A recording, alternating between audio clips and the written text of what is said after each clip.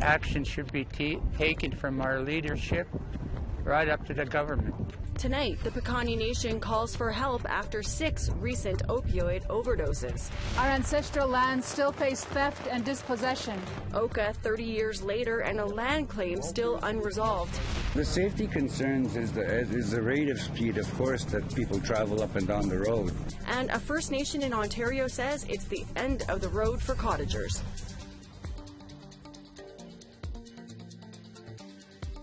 Good evening, welcome to APTN National News. I'm Melissa Ridgen. On a southern Alberta First Nation, there have been 6 opioid-related deaths in just 5 weeks. Officials say the overdose rate has spiked significantly during the COVID-19 pandemic. As Tamara Pimentel reports, the Haida Nation is calling for action by the Canadian government. On the Haida Nation, dozens quietly gather for a powerful photo.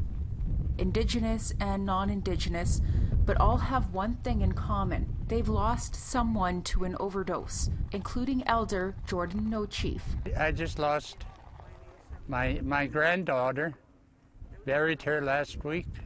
This crisis that's been happening to us, it's really devastating.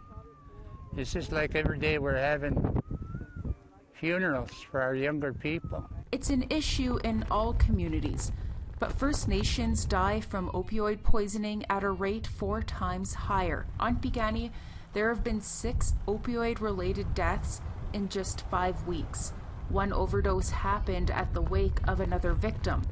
Piikani crisis worker Margaret Potts has been on the front lines dealing with the coronavirus. She says overdose rates have risen significantly with the pandemic.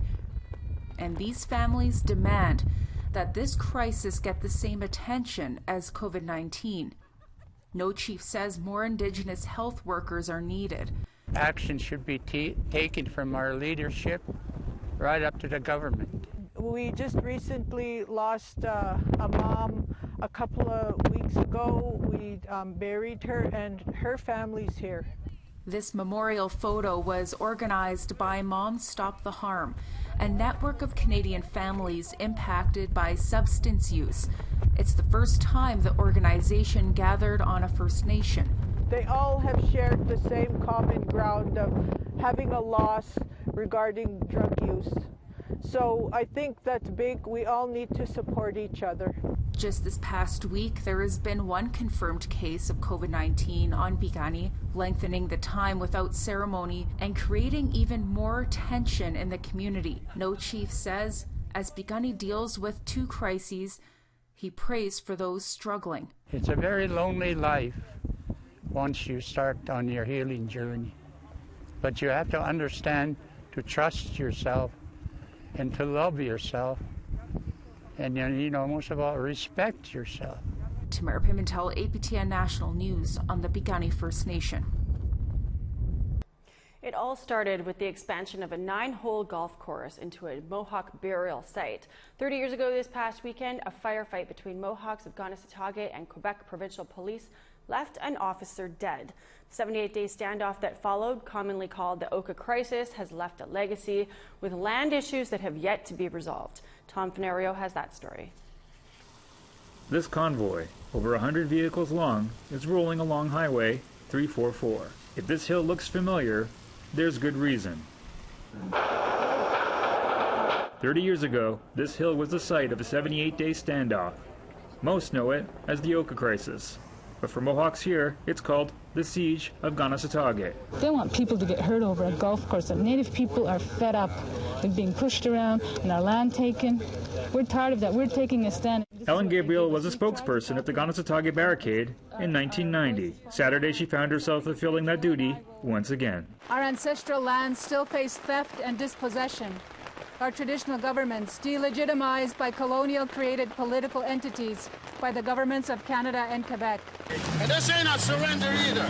The siege may have ended 3 decades ago, but for many who lived it, it's never been resolved. A recent sore point is the continued construction of condos in Oka, which is a part of Kanesatake's land claim. The development we protested 3 years ago, which the government of Canada has refused to intervene. Kanesatake Grand Chief Simon says the most recent incarnation of land claim negotiations have been ongoing for 9 years and counting. The repatriation of available lands, that's one of the sticking points. And there is an obligation by the Crown whenever these lands are available and are undeveloped. They do have the justification to compensate the third party and get them off our Aboriginal title. The Band Council has been heavily criticized lately by fellow Kanesatake members over the opacity of negotiations. Jeremy Tomlinson recently co-authored a letter demanding transparency over the land claim process. This is not customary at all for us. So your job, if you represent me and this community at a negotiation table, you go, you get the information, and you come back. Because how can you negotiate when you don't even know the position of the people? How can you represent that position when you don't know what it is, when we haven't told you? For his part, Simon says Canada's negotiation policies leave him stuck between a rock and a hard place. We have a confidentiality agreement with the feds. The policy of Canada says you gotta keep the community informed. But then if you inform the community too much, oh, you're in breach. And if you don't inform them enough, then, well, we have another problem. So I'm sick and tired of it. Simon adds there are negotiations scheduled towards the end of the month. Meanwhile, if Saturday's anniversary events are any indication, Kanesatake may have some allies in Ottawa. NDP leader JAGMEET SINGH pledged support, saying that as an opposition party in a minority government, he wants to make a difference. Liberal government can count on me as an ally. I've made it really clear this is an important issue for me. And so if they need to pass any legislation, I'm there to help pass that legislation. Ellen Gabriel posed for a picture of Singh while holding the two-row treaty wampum belt. Originally made with the Dutch over 400 years ago, the two-row is named for the two purple lines between three white to express independence between nations. As Gabriel explained, the two purple lines travel down the river of life together, but never do they intersect. To honor and respect each other's differences.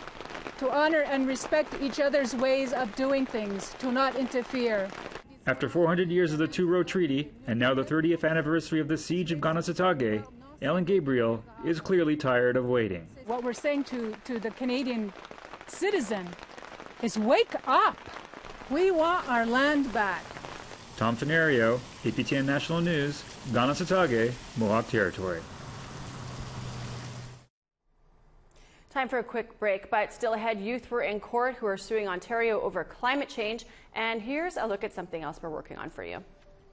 Hi, I'm Charlotte Mort-Jacobs, and coming up on APTN National News, we'll take a look at the history of the school behind me, one of the only schools in the NWT to be built by First Nations to avoid sending the youngest children to residential school.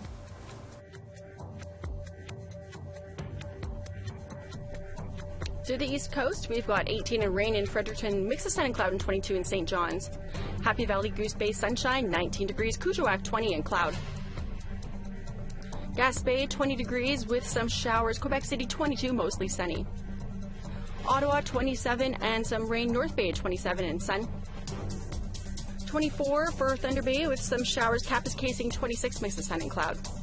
19 and rain for Norway House, The Paw 21 and showers. 24 and sunny for Brandon and Winnipeg and Dauphin. 20 with some showers for North Battleford and Saskatoon, 24 and sunny in Estevan. 18 and rain for La Ronge, 23 and showers for Stony Rapids.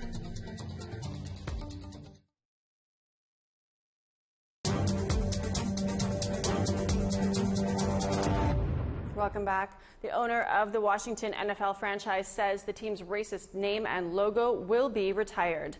The team released a statement today saying the owner and coach are working closely to develop a new name and design. The announcement was welcomed by many on social media, some of whom have been fighting years for the team to change its name. The announcement comes after pressure on the franchise from major sponsors. Edmonton's CFL team is now facing similar financial pressure from one of its biggest backers. Last week, the Edmonton team said that it would make a decision on the future of use of its name by the end of July. Members of the Haida Nation held a rally to show opposition to reopening some fishing lodges in their territory.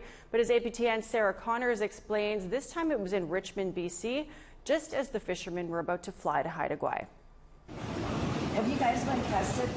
This Facebook Live video was shot in Richmond, BC, showing members of the Haida Nation confronting sports fishermen before they flew to Haida. Yeah, for those who are flying to Haida, you guys need to understand that this is not a place to fly. It's still under a state of emergency. BC is not open for that. This is our territory. This, despite the fact that in March, the Haida Nation shut down all non-essential service, including tourism. I can't even go home to see my kids. I can't go home and see my brother. Just to even get a hug. I can't do that, but these people are. The Haida Nation is pleading with visitors, stay away until its state of emergency is called off. However, on July 10th, a couple of fishing lodges reopened, including Queen Charlotte Lodge, and when one fisherman was confronted, he had this to say. They just straight out told us to go back to our own country. It's like, really? That's where I'm from. Haida is a remote island off of BC's west coast. It's also home to several luxury fishing lodges. At the airport, fishermen were given a notice explaining that no visitors are allowed. Even family members are staying away as a precaution. When the question was asked, were they tested before they even, came in? No, they weren't. That's because Haida only has 2 ventilators and limited healthcare services. They fear an outbreak of COVID-19 could be devastating. I'm really scared for, our people, like my niece was saying, this is our people, and this is not new to us, though, too, with the Spanish flu and with the smallpox and that. But with BC now in stage 3 reopenings, the Queen Charlotte Lodge and the West Coast Fishing Club have reopened. This has got to stop. Haida is closed. I mean, I don't know how much clearer than you can get.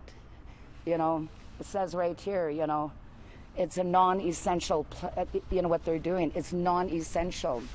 And outside the Queen Charlotte Lodge headquarters near the airport in Richmond, June Eggers used a traditional way to show her disapproval by turning her button blanket inside out. Queen Charlotte Lodge did not respond to a request for an interview, but both lodges have issued releases stating they are fully complying with orders and guidelines issued by the BC government.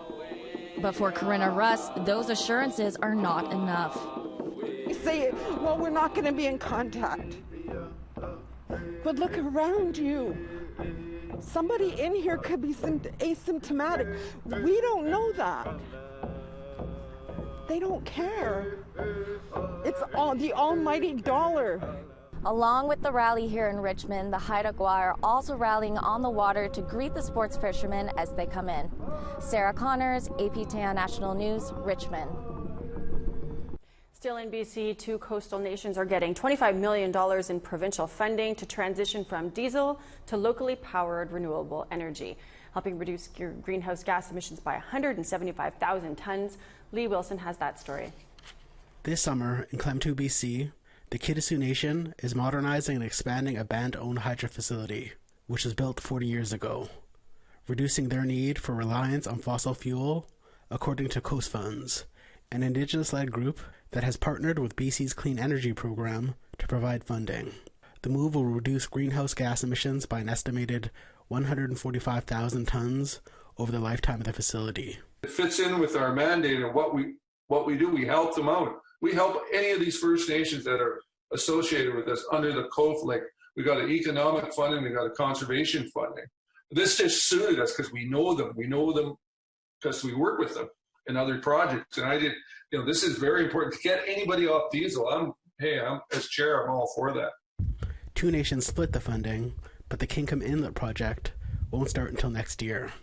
Kitasoo Nation sees the facility as a first step for growth.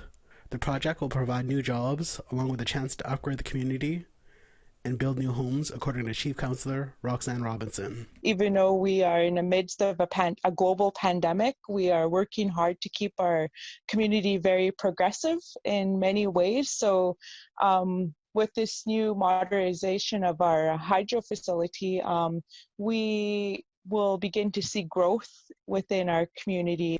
The current hydro facility is not reliable. In the winter, when the community needs more heat, they face outages. They have not built new homes in 20 years due to limitation. We haven't seen a lot of large infrastructure development, and that's primarily due to our restriction. We have a very large nation many members living within community, and just not a lot of housing. So with this, we have opportunity to growing the community, the membership, and it's just a stepping stone for more things that the nation could push forward with. These funds are assisting 2 of 11 coastal Indigenous communities move off of diesel reliance. The threat of spills remains. Coast Funds is hopeful the success of these projects will lead to more funding from the province. Clem 2, and they're going to reduce the greenhouse gas emissions in Clem 2 by 145,000 tons. That's amazing. Same with the hydropower facility in Kinkum Inlet, and that's 30,000 tons. By an estimated 97% will reduce greenhouse gas emissions. That tells me something, that if the province is willing to do that. Chief Robinson believes these transitions to renewable energy and lowering the carbon footprint is key to protecting the coast for the next generations. Pretty powerful, like if we could be looking at ways to lower our imprint in the world is really, really made something that we've always strive for as First Nations is to leave the lowest impact. Lee Wilson, APTN National News, Clem 2. 7 youth were in court today to defend their claim that the Government of Ontario is violating their charter rights to life, liberty, and security of the person. The youth initiated legal action against Ontario in November 2019. They say that courts have power to hold government to account over its action or inaction on climate change.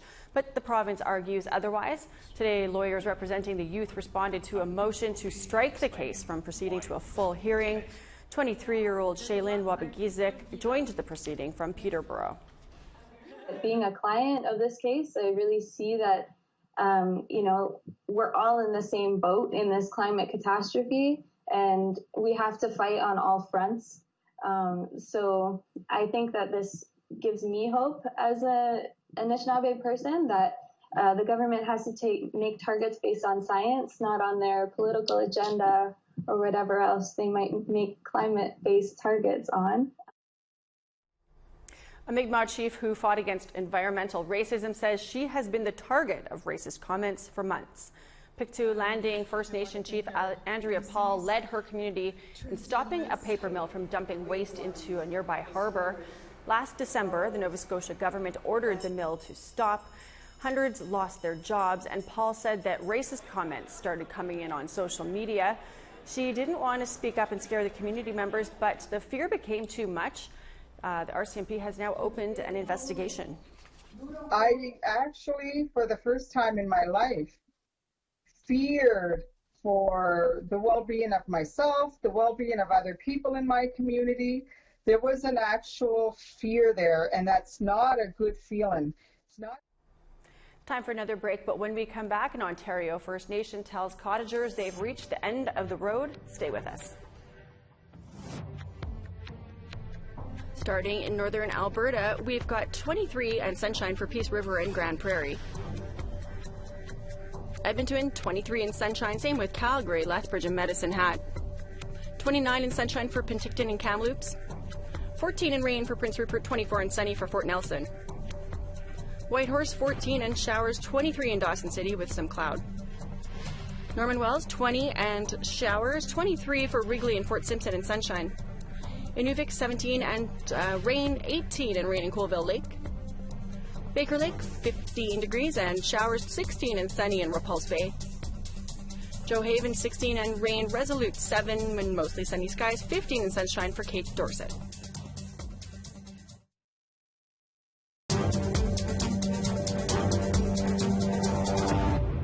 A First Nation near Northern Ontario's popular cottage country on Lake of the Woods has advised hundreds of cottagers that they need to find new ways to their properties. Mishagimus Bay First Nation has announced it's ending road use agreements and that affected cottagers had 9 days to get their belongings out by road before effectively becoming islanders. APTN went to the First Nation over the weekend to find out what prompted the move. There's a lot of issues surrounding the situation here. Massive pieces of construction equipment like that being just one. Mackenzie Portage Road runs through Wachegamis Bay First Nation and connects to several smaller roads that connect to hundreds of cottages. From small historic family camps like this to multi-million-dollar cottage mansions.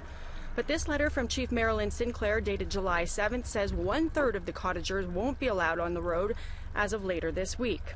It reads, effective July 16th, affected road associations will no longer be permitted to access the Mackenzie Portage Road within the First Nation. In order to facilitate the change, property owners will have until 5 p.m. on July 16th, 2020 to move any equipment or other items from their property that cannot be moved by water access. A checkpoint was set up at the entrance to the First Nation in the spring when the COVID-19 pandemic hit.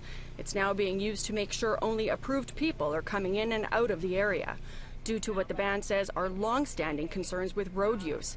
Marvin Sinclair Sr. was appointed spokesman by Chief and Council. Well, the safety concerns is the rate of speed, of course, that people travel up and down the road. And then most importantly, the amount of traffic. Sinclair said when the agreements were first made, there were fewer cottages, meaning less traffic. But development has exploded, as have the number of people cottagers are having as guests.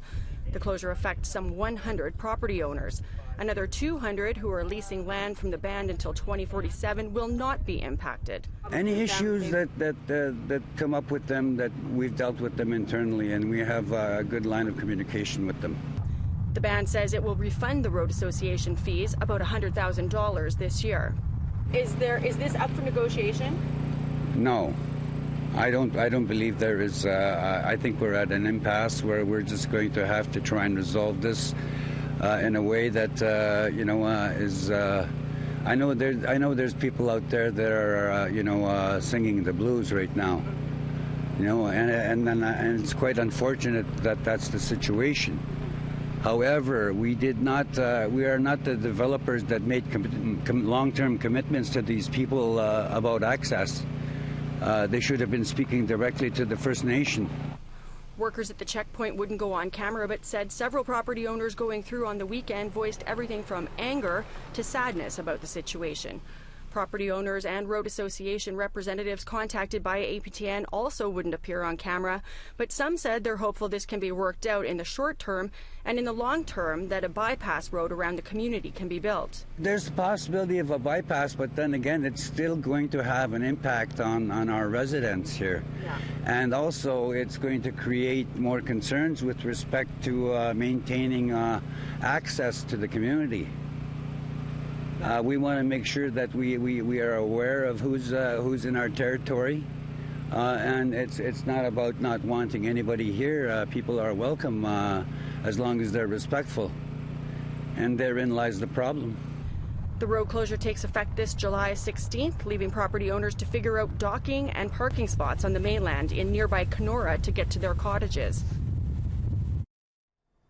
Well, that is all the time that we have for your news. To kick off the week, I'm Melissa Ridgen. Have a great night.